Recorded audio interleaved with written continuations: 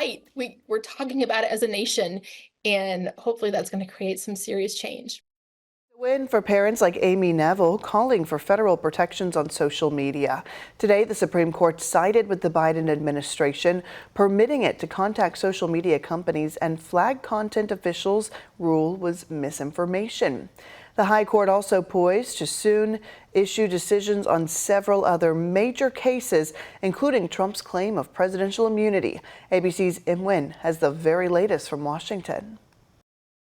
Today, the Supreme Court ruled against limiting how the White House contacts social media companies. It's a win for the Biden administration that argued it should be able to contact companies to address misinformation, especially related to public health and election integrity. In a 6-3 decision, the justices threw out the case on standing, meaning those who brought the case didn't have legal standing. Justice Barrett writing the opinion, saying we lack jurisdiction to reach the merits of the dispute. Justice Alito dissenting, saying this is one of the most important free speech cases to reach this court in years.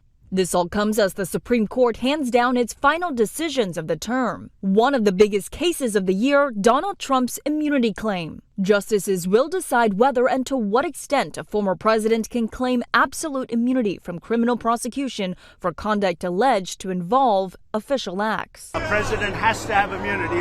If you don't have immunity, you just have a ceremonial president. That decision to play a key role in the criminal cases Trump still faces, especially his federal election interference case.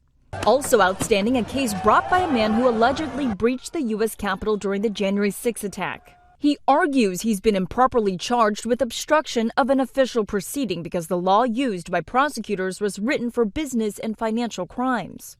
The court's decision could affect charges against more than 350 other January 6 defendants.